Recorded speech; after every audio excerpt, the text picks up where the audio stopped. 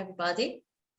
My name is Eleni Kolliopoulou, and I'm organizing this workshop on psychogeography, which is part of this event called Coming Out for Air for Bbeyond. And I'm going to speak tonight with Frank van de Ven, which is a choreographer from Holland originally. And I would just like to briefly introduce the term psychogeography and explain how did I come out with that and why I would invite you to join this workshop. So psychogeography is a term that was coined by Guy Debord in the 50s, but actually was already happening as a technique in France with Charles Baudelaire. It started as a way of reappropriating one's environment and coincided in a way with the fast industrialization of Paris. So psychogeography is actually a different way of experiencing oneself. So it's really based on self-observation and on the observation of how one's environment affects its body. And it actually consisted on walks in the city that were also called as psychogeographic drifts. The difference between an ordinary walk in the city, where we usually move from one point to another because we have a purpose, and the psychogeographical drift is actually that in the drift, the persons that walk, they do that on having in their mind that they would like to aimlessly wander by the city and be more sensitive into how the cityscape affects their own movements. So the reason I have opted for this workshop is also connected to lockdown, because as you all know, during lockdown, this was one of the activities that was, let's say, allowed to do, just to go out for a walk. And so in a way, I think it's really a current technique or experience that we could cultivate even during a lockdown. So this makes it for me really interesting, and that's why I invite people to join. You don't need to be a dancer or have a special, let's say, bodily based technique. It's more an attitude or an openness, which of course has to be cultivated. It's like an exploration. I met Frank during his workshop of body weather in Aranmore Islands. It was on September 2019. Is that right, Frank? Right, yeah. So Frank has a long history with the island of Ireland. He's giving these workshops, which are very experiential based workshops in different areas of Ireland, which usually I think you tend to pick up more rural spaces or outside of the city. Yeah, they're quite remote, usually islands, or we've been in the Burren. Yeah, many small islands, but also mainland. I used to run them together with a sculptor called Seamus Dunbar. So we both co-organize, and yeah, it's taking a group of artists to different environments and do some creative work based on body work, and also placing that body in the external environment. Yeah, and this has been a really immersive experience as far as I remember it, because it's not so the way you organize it is like a short residency. Usually 7 to 10 days, yeah, in between 7 and 10 days. So and quite remote. So it's really taking oneself out of one's normal environment and really having a kind of a immersive, intensive experience, an exchange between, you know, there's a lot coming from me and from Seamus to participants, but there's also a way of organizing our common experiences. And I think your work is connected in a way with Bbeyond practice, because like we could say that Bbeyond brings together art and life and art. So this is an approach we have towards art making and creation. Yeah. And however, your work with body weather is not connected with the cityscape. The approach of seeing the environment or sensing the body, for me, has lots to share with psychogeography, and that's why, also based on my experience, I have suggested yourself to lead this workshop. So if you would like to just explain how you see the connection between psychogeography and body weather practice. Yeah, it's funny what you said about Bbeyond, because, you know, that that breaking the barriers between culture and daily life is really part of the old situationists in the beginning of the psychogeography, Guy Debord and Raoul van Eyck and all those kind of people. Yeah, so I'm coming from a discipline called body weather, and that started in Japan with a dancer called Min Tanaka in the, when was that? In the 1980s, early 80s. And that's just finding different connection between body and weather.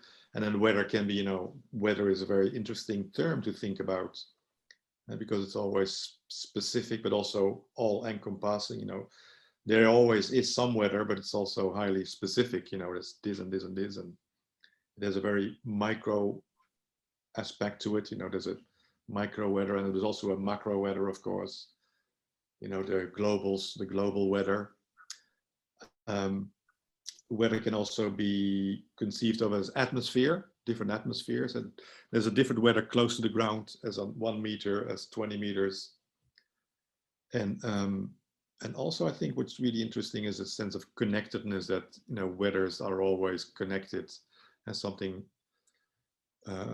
happening far away just through the atmosphere comes down to influence different parts of the world. So that body weather is for me very much been a beginning of artistic work, to think about bodies as weathers. And then the workshops that I take out into the landscape are actually called simply body landscape, body / landscape, where, as with weather, we try to find connections between bodies and landscape. And a very important thing there is that I don't think that we promote one type of relation between body and between landscape, but are really looking for the multiplicity of all those. And both terms are so rich. Bodies is such a rich term, and so is landscape, and then so the interconnection between them are manifold. And they are also full of changes, if I may add. So whenever I think of the word weather, I think of something that is constantly in move and in a process of becoming something else, and so is landscape. And especially when you cross a landscape, so if you are in movement in a landscape. Yes. So originally I think the psychogeography was a little bit more the study of the influence of geographical features onto the body. But it was interesting that you said before in your introduction that it's also about self-knowledge, because that's what I actually really promote. And in my work, you know, there's this constant exchange between body and landscape. You know, often you think of your own body, there's a lot of terms that landscape terms are used for body experiences, like, you know, being really rooted or having your head in the clouds, you know, when you are just dreamy. And I think there's also that landscapes are often very much described in anthropomorphical Anthropomorphical, I think it's right. terms. Yeah, that's the word, I guess. You know, landscape can be feminine or masculine, or so yeah, that inter-exchange between body and landscape is what my work is about. Mm-hmm. And immersive, you know, being outdoors, being in a landscape, and see how that influences one's creation and creative thinking and creative acts. I will be a bit provocative and ask, well, if the landscape is so strong in its presence, why doesn't it affect us? Why do we have to go through a process to let it affect us? Oh, I think, you know, normally when one walks through one's environment, there's a lot of, no, there's few things. There's always a lot of habits and patterns going on, which, you know, that you're not aware of, that you're walking, you know, you walk through your own street and you always walk and you never see things. And then suddenly you walk with somebody else and she or he says, you know, look at that, look at that. And then you're aware how much you actually don't notice in your own proper environment. So, you know, so how to, and partially that's necessary just for survival, of course, but you know, if you want to have a more creative or rich and relation to the environment, then it's about, you know, how can you control a little bit your input, how can you be yeah, in a relation with your environment that is more creative. Mm-hmm. Yeah, so it's, in a way, we could say it's a process of unlearning some patterns that Yeah. keep us close to our Yes. body, instead of having it more open to what Yes. occurs. Mm-hmm. Yeah. So when you invited me about doing a workshop, you know, we first planned to do one in Belfast and people meeting there, but that's not going to happen. Everybody's going to be separated and remote, and it's going to be on Zoom. So that, of course, influences a big thing of our work. So I'm now thinking about, you know, doing some simple body and mind work as a preparation, and then taking that into an exploration of, you know, the room you're in, and then take that into the outside, into a walk with some guided, you know, instructions and tasks based walks, and then later coming back and comparing notes. Mm-hmm. Knowing your work from having been part of it as a participant, I remember that being a group was a really important aspect of it, because it's also the way Yes. that other bodies mirror themselves to yourself, and a whole bunch of things that we will miss. Yes. But at least we can have a taste of the experience, I hope.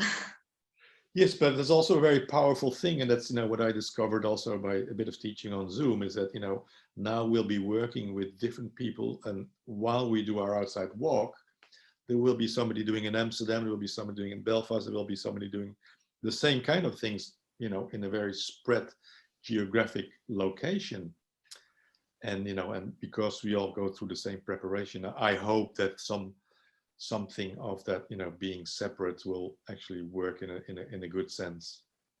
Mm-hmm. And bring us together in unforeseen ways. Okay. So would you like to add something for the people that are thinking to join the workshop? Yes, I think there will be some closer by, there will be some instructions, like, you know, have some paper, pen and paper handy, loose clothes, you know, maybe a mat on the floor, or a little bit of space to move around in, not much, just a little bit. And, you know, maybe having some shoes prepared for going out. And the workshop runs over 3 days. There'll be probably 3 hours each day. There will be a little bit of a break and also a walk in there. So you won't be all the time on camera and connected to the screen. I'll find a good balance between words and actions, because that's very important to get you out of the head into the body and back in, of course.